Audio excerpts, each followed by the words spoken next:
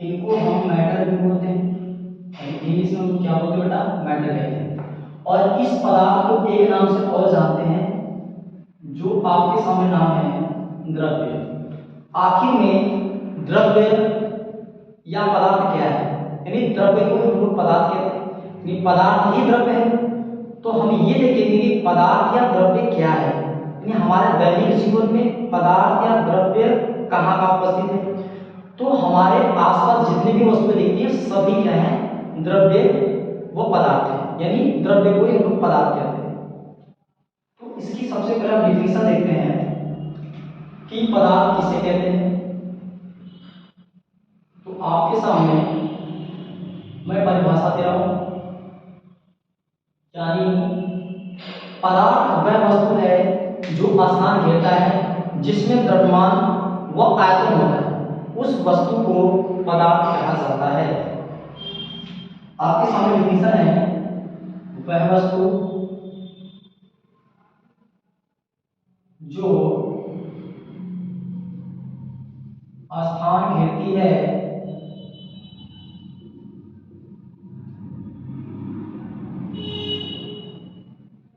वह उसमें आयतन व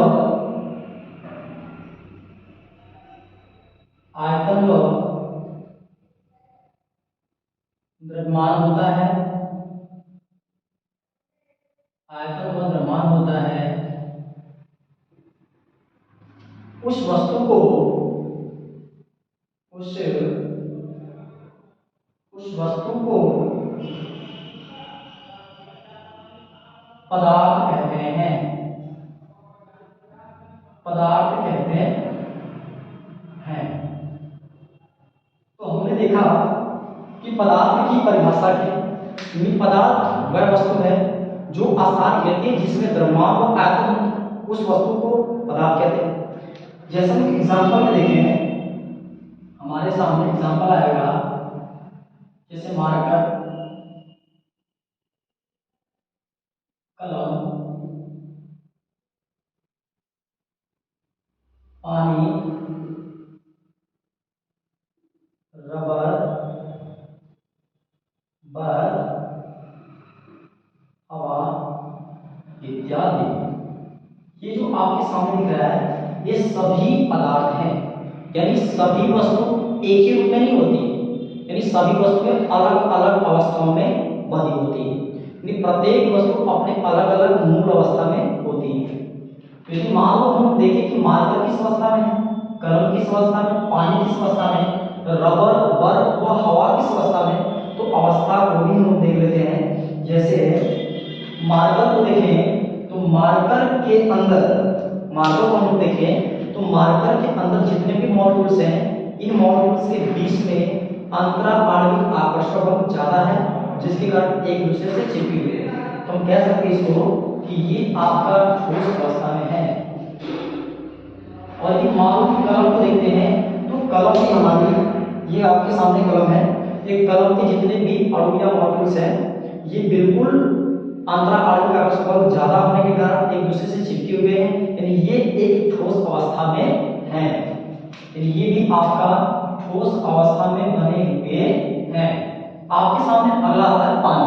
तो हम पानी को देखते हैं कि पानी किस अवस्था में, यानी पानी होता है तब, यानी पानी जो है ये आपके द्रव में आता है, यानी जो हम पदार्थ के प्रकार आपको पढ़ाएंगे तो पदार्थ के प्रकार में द्रव एक अवस्था आती है, यानी आपका जो पानी है वह द्रव है, यानी जिसको हम तरल भी बोल सकते हैं, यानी वह वस्तु या वह पदार्थ जिनमें बहने का गुण हो उसको हम लोग बोलते हैं तरल पदार्थ या द्रव्य कहते हैं।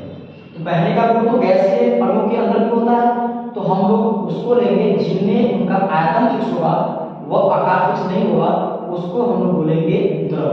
तो ये जो पानी आपका है यह आपका द्रव अवस्था में है।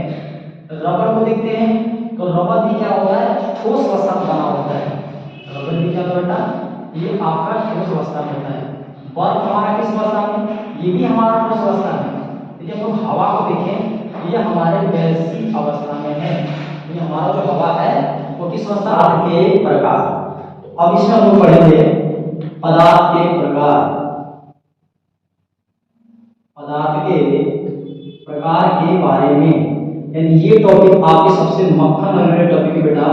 तो पदार्थ के प्रकार को हम लिखेंगे state of matter, state of matter. ये आपके सामने स्टेट ऑफ मैटर जो है वह मुख्यतः 3 टाइप से होते हैं। जो स्टेट ऑफ मैटर होता है, पदार्थ जो प्रकार है वह मुख्यतः 3 प्रकार के होते हैं। कितने प्रकार के होंगे? ये आपके पदार्थ जो मिलेंगे ये आपको 3 टाइप में मिलेंगे। एक मिलेगा ठोस मिलेगा, दूसरा मिलेगा द्रव मिलेगा, और तीसरा आपको मिलेगा गैस के रूप में। यानी जो पदार्थ है वो बेसिकली बिल्कुल ये 3 टाइप में मिलता है, लेकिन ठोस, द्रव और गैस में मिलेगा। मान लो कि यदि हम पदार्थ के प्रकार हमने देखे बेसिकली 3 टाइप में होते हैं, लेकिन पदार्थ के प्रकार हमने देखा और पदार्थ की अवस्थाओं को भी देखते हैं हम लोग। अवस्था के आधार पर पदार्थ के प्रकार होते हैं।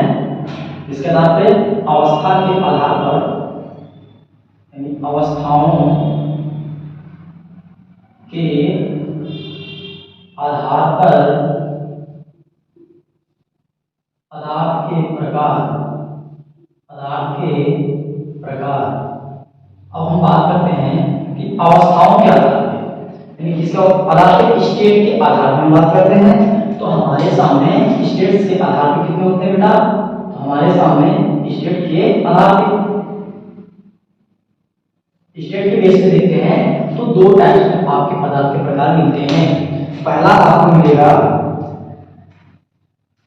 यहां से, पहला आपको मिलता है और यहां दूसरा मिलेगा। तो पहला आपको मिलेगा भौतिक अवस्था के आधार पर, भौतिक अवस्था, जिनको हम लोग बोलते हैं फिजिकल स्टेट। और एक होता है रासायनिक अवस्था के आधार पर। ठीक है, ये रासायनिक अवस्था के आधार पर जिसको हम बोलेंगे केमिकल स्टेट। अब तुम सोचो, स्टेट शब्द का तात्पर्य होता है अवस्था, उसके पोजीशन को दर्शाना। यानी कि रासायनिक अवस्था के आधार पर कितने पदार्थ के प्रकार हैं और भौतिक अवस्था के आधार पर कितने पदार्थ के प्रकार होते हैं, ये मैं आप लोगों को कवर करूंगा। तो सबसे पहले हम लोग यहाँ पे कवर करते हैं कि भौतिक अवस्था के आधार पे जो पदार्थ के प्रकार होते हैं वो आपके 5 टाइप मिलते हैं, जिनमें आपका पहला बनेगा, ये बनेगा ठोस, जिसको हम बोलते हैं इंग्लिश में सॉलिड। दूसरा आपका बनेगा द्रव, जिसको बोलते हैं लिक्विड। और आपका तीसरा बनेगा गैस, और गैस को इंग्लिश में गैस ही बोलते हैं। और चौथा बनेगा प्लाज्मा, और प्लाज्मा को इंग्लिश में प्लाज्मा ही कहते हैं।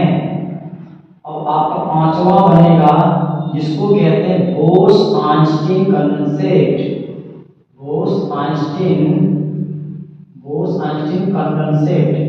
कहने का मतलब ये आपका जो है बोस, सत्येंद्रनाथ बोस ने और अल्बर्ट आइंस्टीन ने दोनों लोगों ने मिलकर के अपने साझेदारी किया और विचार विमर्श करने के बाद एक पदार्थ की अवस्था बनाया, जो आपके भौतिक अवस्था के आधार पर पदार्थ की 5वीं अवस्था है, बोस-आइंस्टीन कंडेंसेट है।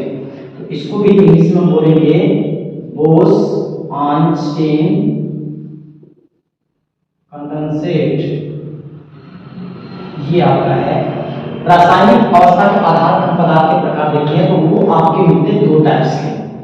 एक मिलेगा आपको बेटा यहाँ, दूसरा मिलेगा, इसको हम कहते हैं शुद्ध पदार्थ, इसको बोलते हैं शुद्ध पदार्थ। और यहाँ पे दूसरा आएगा अशुद्ध पदार्थ, अशुद्ध पदार्थ आएगा। आइए इसको भी देख लेते हैं, जिनमें आपका शुद्ध पदार्थ को इंग्लिश में हम बोलेंगे प्योर मैटर, और ये बनेगा हमारा इम्प्योर मैटर, इम्प्योर मैटर। सबसे पहले हम ये कवर करते हैं कि यहाँ से शुद्ध पदार्थ क्या है।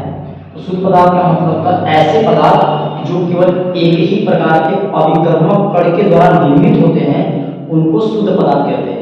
शुद्ध पदार्थ में आपके तत्व और यौगिक दो लोग आते हैं, यानी शुद्ध पदार्थ में दो लोग आपके सामने आएंगे।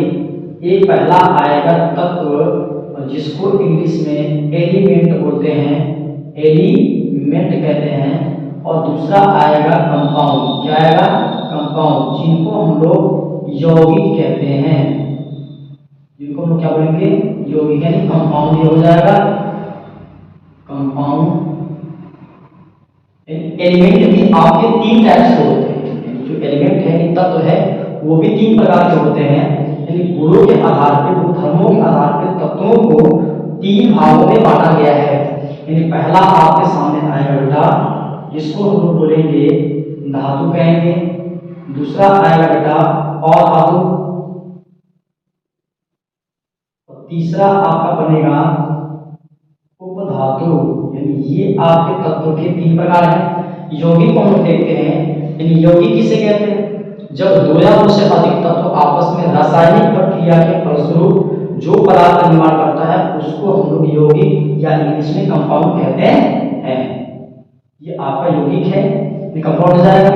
यदि मान लीजिए अशुद्ध पदार्थ को हम देखते हैं, अशुद्ध पदार्थ वह पदार्थ होता है जो कि अन्य भिन्न भिन्न अभिकर्मक कणों के द्वारा या कणों के द्वारा निर्मित होता है, उसको हम लोग बोलते हैं अशुद्ध पदार्थ।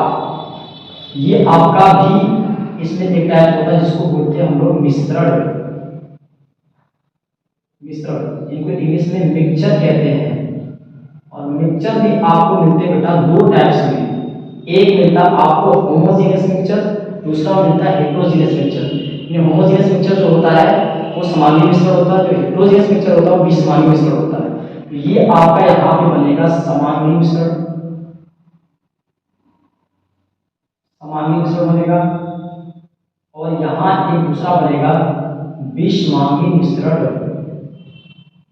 विषमांगी मिश्रण बनेगा। और इस बंदे को हम लोग बोलते हैं इंग्लिश में होमोजेनियस, होमोजीनियस।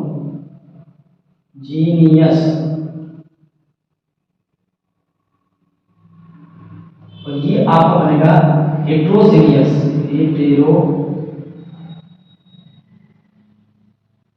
Heterogeneous mixture. ये दोनों क्या है? मिक्सचर है। मिक्सचर का मतलब होता है मिश्रण। ये आपका बनेगा मिश्रण। इसके बाद हम लोग नेक्स्ट वीडियो में और कुछ लेंगे।